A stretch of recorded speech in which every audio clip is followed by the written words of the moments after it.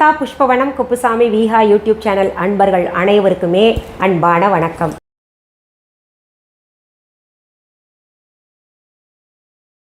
நம்முடைய யூடியூப் சேனலில் sweets and snacks என்கின்ற பகுதியில் இன்றைக்கு நம்ம ஒரு மாம்பழ ஸ்வீட் பார்க்க போகிறோம். இப்போ மாம்பழ சீசன் இல்லையா, அதனால் அந்த மாம்பழத்தை சரியாக பயன்படுத்திக்கணும். சரி, அதற்கு முன்பாக இன்றைக்கு பிறந்த நாள் மற்றும் திருமண நாள் காண இருக்கின்ற அனைவருக்குமே என்னுடைய வாழ்த்துகள். உங்களுடைய வாழ்க்கையில் நீங்கள் அனைத்து நலங்களும் வளங்களும் கிடைக்கப்பெற்று நீடூழி வாழணும்னு நான் இறைவன்கிட்ட பிரார்த்திக்கிறேன். இந்த காணொளியை காண்கின்ற அனைவருக்குமே இந்த நாள் இனிய நாளாக அமையட்டும். மாம்பழத்தில் ஸ்வீட்டா? மாம்பழம் நாங்கள் தயிர் சாதத்துக்கு தொட்டுப்போம், வடுமாங்காவை தயிர் சாதத்துக்கு தொட்டுப்போம், மாங்காயை ஊறுகாய் செய்வோம். இந்த மாம்பழத்தில் ஸ்வீட்டுன்றீங்களே அப்படின்னு கேட்டிங்கன்னா ரொம்ப பிரமாதமான ஒரு ஸ்வீட்டு. எனக்கு ரொம்ப பிடிக்கும் அந்த ஸ்வீட். அடிக்கடி மாம்பழம் சீசன் இருக்கும் பொழுது செஞ்சு சாப்பிட்ற வேண்டியது தான். அந்த ஸ்வீட் என்னென்னா நல்லா ப்ரொஃபஷ்னலாக இருக்கும். நம்ம இந்த காஜு கட்லி எல்லாம் இருக்கும் இல்லையா, அந்த மாதிரியே ரொம்ப டேஸ்ட்டாக இருக்கும். சரி, இப்போது அந்த மாம்பழம் ஸ்வீட் செய்வதற்கு தேவையான பொருள்கள் என்னென்ன அப்படியே செய்முறைக்கு நம்ம போயிடலாம்.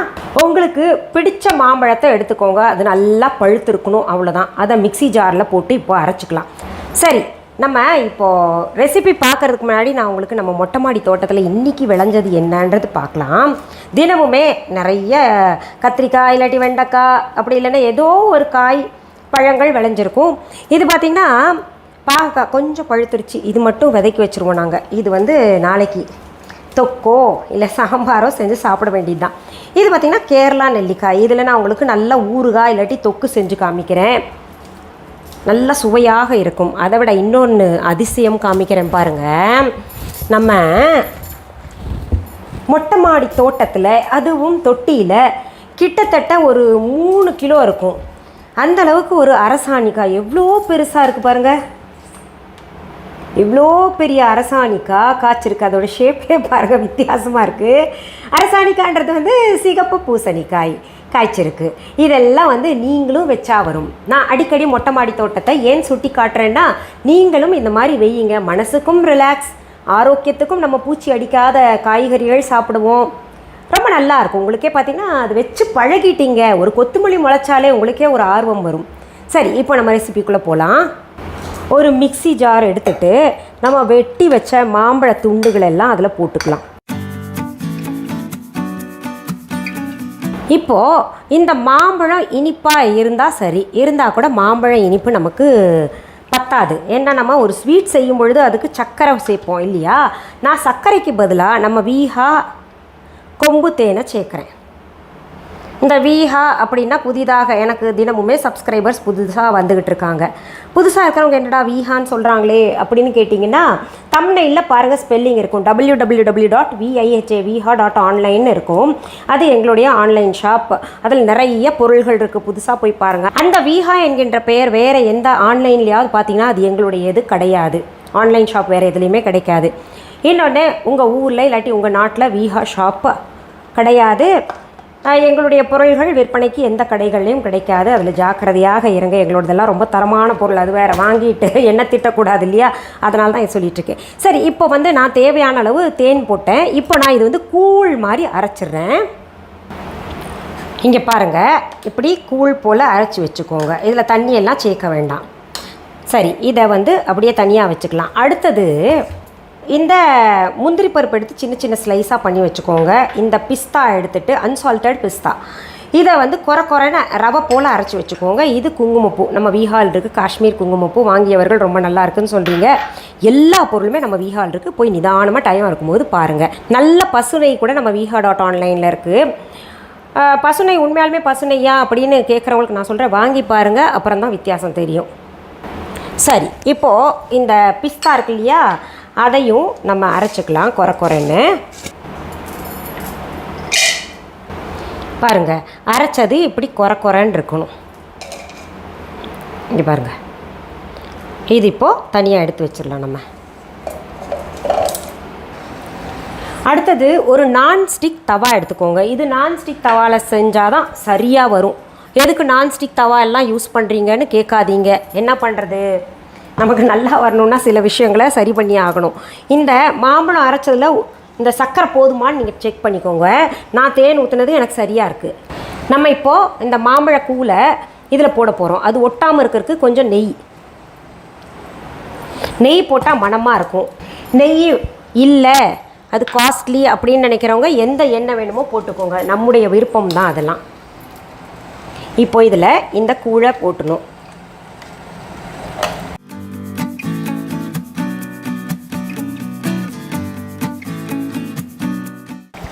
இது கழுவிட்டு தண்ணி சேர்த்துறாதீங்க.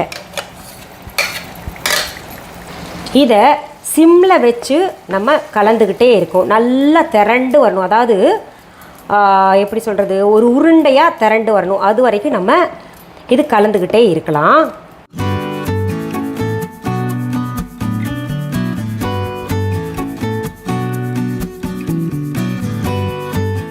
இப்போது கொஞ்சம் கெட்டி ஆகிட்டு வருது இல்லையா, இந்த ஸ்டேஜில் நம்ம என்ன பண்ணணும், இந்த முந்திரி பருப்பு சேர்த்துக்கணும். முந்திரி பருப்பெல்லாம் உங்கள் இஷ்டம்தான். நிறைய வேணால் நிறையா சேர்த்துக்கோங்க, இல்லைன்னா நான் சொல்கிற அளவு சேர்த்துக்கோங்க. குங்குமப்பூ சேர்த்துக்கோங்க. பிறகு மறுபடியும் கிளற ஆரம்பிச்சிடணும்.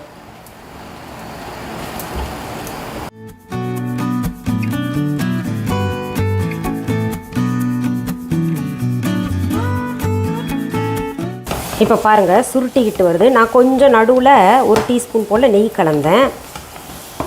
ஏன்னா அடி பிடிக்காமல் இருக்கணும் இல்லையா, அதனால் கலந்துட்டு மறுபடியும் கலந்துக்கிட்டே இருக்கேன். சுருட்டிக்கிட்டு இன்னும் பந்து போல் வரணும்.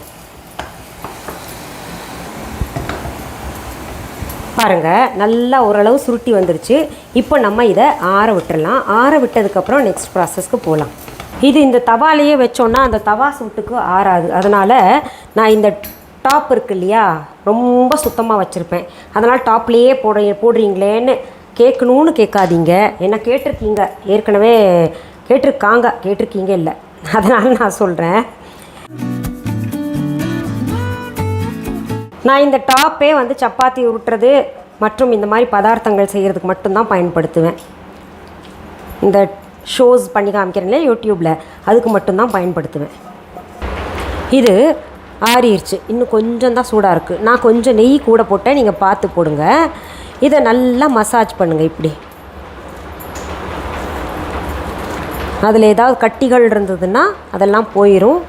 இன்னொன்று நல்லா ஸ்மூத்தாக வரணும், அதுக்காக இப்படி மசாஜ் பண்ணுங்கள். ஒரு ஹல்வா மாதிரி இருக்குது பார்த்தீங்களா, சூப்பராக இருக்குல்ல.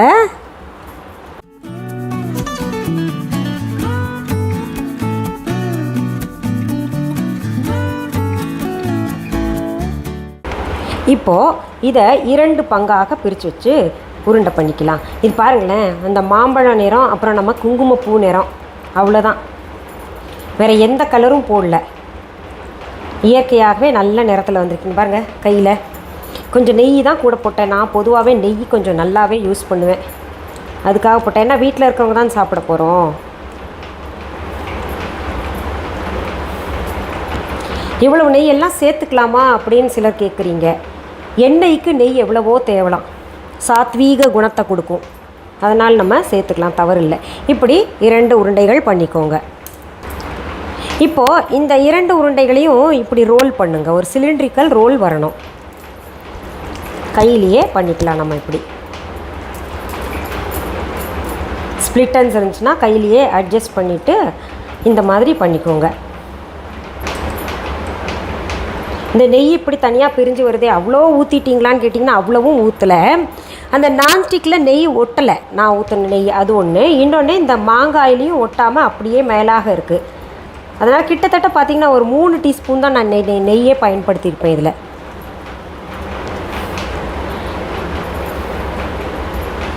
இப்படி பண்ணி வச்சுக்கோங்க. அடுத்தது நம்ம என்ன பண்ணோன்னா, இங்கே பக்கத்துலேயே பிஸ்தா பொடி அரைச்சது இருக்கு இல்லையா, அது போட்டு வச்சுருக்கேன். அதில் இதை கவர் பண்ணிடலாம் ஃபுல்லாக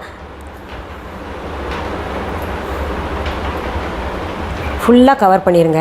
இதுக்கு பிஸ்தா பவுடர் மட்டும்தான் பயன்படுத்துமா அப்படின்னு கேட்டிங்கன்னா கசகசை கூட பயன்படுத்தலாம். பிஸ்தா பவுடர் பிடிக்காதவங்க நிறைய பேர் இருக்கலாம், பிஸ்தா பிடிக்காதவங்க.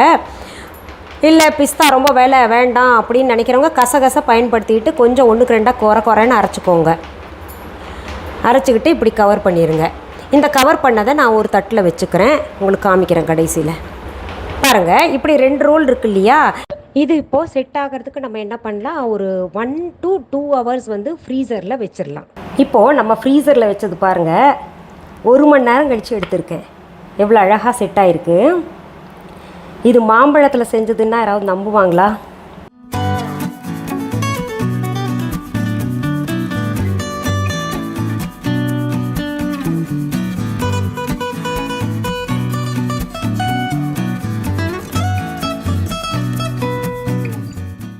இப்போ பார்த்தீங்க மேங்கோ ஸ்வீட் எவ்வளோ நல்லா இருக்குல்ல, ப்ரொஃபஷ்னல் டச் வந்துருச்சு இல்லை? இந்த மாதிரி ஸ்வீட்ஸ் நம்ம செஞ்சு காமிச்சு ஒரு கடையே ஆரம்பிச்சிடலாம். அந்தளவுக்கு ஸ்வீட்ஸ் நான் நிறையா செய்வேன். ஒன்று சாப்பிட்டு பார்க்கலாமா? ரொம்ப பிரமாதமாக இருக்குது. அடுத்த ஒரு கேள்வி உங்களுக்குள்ளே எழலாம், இது வெளியிலேயே வச்சு சாப்பிட்லாமா இல்லை ஃப்ரிட்ஜில் வைக்கணுமா அப்படின்னு கேட்டிங்கன்னா, வெளியில் 1 நாள் இல்லை 2 நாள் வரைக்கும் தாங்கும். இல்லைன்னா நீங்கள் ஃப்ரிட்ஜில் வச்சுக்கோங்க, கொஞ்சம் கூடவே செஞ்சுக்கோங்க. மாம்பழம் சீசன் இல்லையா, செய்து வச்சு சாப்பிடுங்க. ரொம்ப உடம்புக்கு நல்லது. எந்த ஃப்ளேவரும் நம்ம சேர்க்கலை, இயற்கையாக மாம்பழத்தில் செஞ்சது. சாப்பிட்டு பாருங்கள், ரொம்ப பிரமாதமாக இருக்கும். இந்த பதிவை முடிக்கிறதுக்கு முன்னாடி சரி இன்னும் நிறைய செய்து காமிங்க அப்படின்னு ரொம்ப நாளாகவே கேட்குறீங்க, ஸ்வீட்ஸ் எல்லாம் செய்து காமிங்கன்னு. கட்டாயம் இனி வரும் காலங்களில் செய்து காமிக்கிறேன். இப்போ தான் நம்ம சீரீஸ் ஆரம்பிச்சிட்டோம் இல்லையா, இது வந்து முதல் சீரீஸ். இனி வரும் காலங்களில் உங்களுக்கு நிறைய செய்து காமிக்கிறேன். இந்த பதிவை முடிக்கிறதுக்கு முன்னாடி இந்த சுத்தமான தேன் இதில் போட்டிருக்கேன், அது அப்புறம் ட்ரை ஃப்ரூட்ஸ் இதில் இருக்கிறது, எல்லா பொருள்களுமே நம்ம viha.online இருக்குது. இது திரும்ப திரும்ப ஒவ்வொரு பதிவுலேயும் ஏன் சொல்கிறேன்னா, புதிதாக வரக்கூடிய சப்ஸ்கிரைபர்ஸ்க்கு தெரியணும் இல்லையா, அதுக்காக சொல்கிறேன். நம்ம viha.online கிளைகள் எங்கேயுமே கிடையாது. உங்கள் ஊரில் இல்லை உங்கள் நாட்டில் என் பெயர் புகைப்படம் வீடியோவை பயன்படுத்திட்டு யாராவது அவங்களோட தான் அப்படின்னு சொன்னாங்கன்னா, அது வாங்கிறதும் வாங்காததும் உங்கள் விருப்பம். ஆனால் வந்து ஏமாந்துடாதீங்க. இன்னொன்று, வேறு எந்த ஆன்லைன்லையாவது விஹா என்கின்ற பெயரை பயன்படுத்தினாங்கன்னா அது கூட எங்களோடது கிடையாது என்பதை தெளிவாக நான் சொல்லிக்கிறேன். சரி, மீண்டும் அடுத்த பதிவில் வேறு ஒரு நல்ல தலைப்போடு உங்களை எல்லாம் சீக்கிரத்தில் சந்திக்கிறேன். அது வரைக்கும் நன்றி, வணக்கம். அன்பான வாடிக்கையாளர்களே, உங்கள் விஹா ஸ்டோரில் பூஜை பொருட்கள், சிலைகள், ராசிக்கற்கள், வாஸ்து பொருட்கள், விதைகள், பாரம்பரிய அரிசி வகைகள், சிறுதானியங்கள், ஆர்கானிக் பொருட்கள், மூலிகை எண்ணெய், மளிகை பொருட்கள், மரச்செக்கு எண்ணெய், மரப்பொருட்கள், வெள்ளி ஆபரணங்கள், கிஃப்ட் ஆர்டிகல்ஸ், காட்டன் மற்றும் பட்டு புடவைகள், காட்டன் சுடிதார்கள், பட்டு பாவாடை, குழந்தைகளுக்கான விளையாட்டு பொருட்கள், ஹை குவாலிட்டி இமிடேஷன் நகைகள், வீட்டு உபயோக பொருட்கள், ஜூட் பேக்ஸ், ஹேண்ட்மேட் சோப்ஸ், அழகு சாதன பொருட்கள், சிறுதானிய பிஸ்கெட்டுகள், ஹோம் அப்ளையன்சஸ், இன்னும் பற்பல பொருட்கள் விற்பனைக்குள்ளது. விஹா ப்ராடக்ட்களை நீங்கள் வாங்க விரும்பினால் அது எங்களுடைய viha.online வெப்சைட் மற்றும் சென்னை ராஜா அண்ணாமலைபுரத்தில் உள்ள எங்கள் விஹா ஸ்டோரில் மட்டுமே கிடைக்கும் என்பதை தெரிவித்துக் கொள்கிறோம். வேறு எந்த ஆன்லைன் வெப்சைட்களிலும் விஹா ப்ராடக்ட்கள் விற்பனைக்கு கிடையாது என்பதை நீங்கள் கவனத்தில் கொள்ள வேண்டும். எங்கள் விஹா ஸ்டோரின் விலாசத்தை கண்டறிய கூகுள் மேப்ஸில் விஹா ஸ்டோர் என்று டைப் செய்தால் வழியை கண்டறியலாம். www.viha.online வெப்சைட்டிலும் விஹா ஸ்டோரின் அட்ரஸ் உள்ளது.